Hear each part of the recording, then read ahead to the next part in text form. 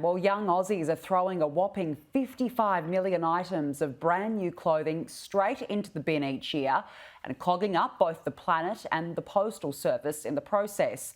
For retailers, fast fashion has become a pressing supply chain issue due to a phenomenon known as the remote fitting room, with online fashion marketplaces like Shein selling new clothing for as little as $10.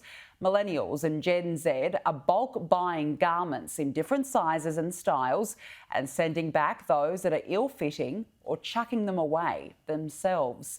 Kellie is the creative director of the Volte and a member of the Australian Fashion Council. She joins me now live. Thank you so much for joining us this afternoon. Just how big of an issue is fast fashion? Oh, it's a massive issue. And I think in terms of the fashion industry, it's a relatively new industry. I mean, I'm old enough to know when it arrived in Australia, which is about 15 years ago. And unfortunately, it's causing massive, massive problems. And we've got a really big consumer education piece to do in this country for sure. And I mean, the statistics are frightening. I was reading earlier about 65% of garments bought online are sent to landfill each year. Is it a case, Kellie, that we don't realise that we're just throwing away clothes and clogging up the environment? Oh, absolutely. I think too, we don't see fashion as an investment anymore. I mean, when I was growing up, I hate to keep going back to when I was growing up, but fashion was seen as an investment. You saved up money, you bought something really special and you wore it over and over again and you kept it. I think we've created an industry where it's seen as disposable, the price is disposable, and I don't think we're thinking about its afterlife. And I think that's the most concerning thing.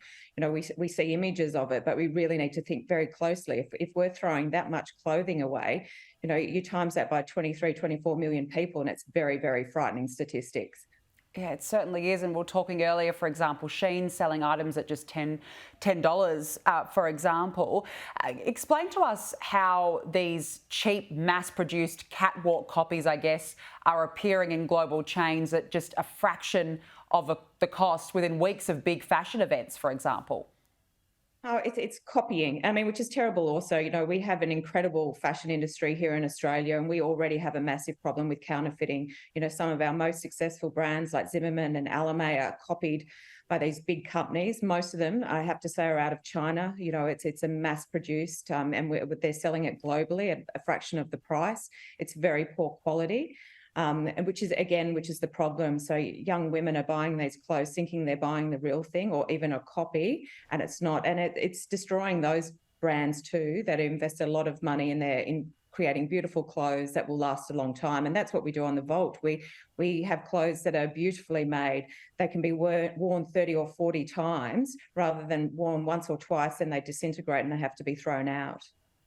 Oh, absolutely. And the Volte, I guess, is one example of a company doing it right. What are the solutions here? You said that fast fashion is relatively new. So what should happen? It's a re-education. I think, as I said, when it arrived in Australia, it was all very exciting. We had these great new international brands. We could buy them in Sydney and Melbourne. But I think the reality is they're just pumping, which basically is fashion garbage into the country. The clothes aren't well made. We know that's why they get thrown away. Unfortunately, we have a whole generation of consumers that think $10, $20, that's nothing to pay and then throw it out rather than investing in something that is 3, 4, 5 times the price and hanging on to it.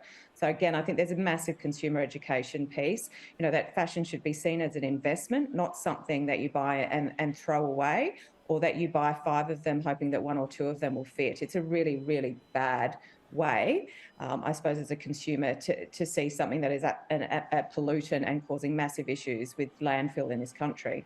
Yeah, I guess it's a start. And in terms of the clothing industry, do they need to be more accountable as well here? Oh, absolutely. I think it's the model. So, for a long time, fashion has been built on this model that you make 100 pieces and you sell 50, and then there's a margin in that to ensure that you make a profit. So I think fashion businesses exactly have to look at oversupply. They have to start, putting more margin into their garments, not making, as I said, 100 with the intention of selling 50. So yes, the designers too and fashion brands need to look at their business models. We have to stop the overproduction with that, I suppose, that business model that we're going to discard 50 of it to still make a profit. And what would be your message to consumers? See fashion as an investment. You buy a beautiful piece. Yes, it may cost you a little bit more money, but you'll have it for years and years, and it's much better for the environment. It has to stop. We can't just keep overproducing, overspending, and then tossing it out. It's a really destructive mentality. And we're all talking about climate change, and I think that's fashion is a big participant in that, and we have to rethink the model. Yeah, absolutely. Some great advice and a fascinating discussion, and one that needs to be had. Kellie Hush, thank you so much for joining us this afternoon. My pleasure.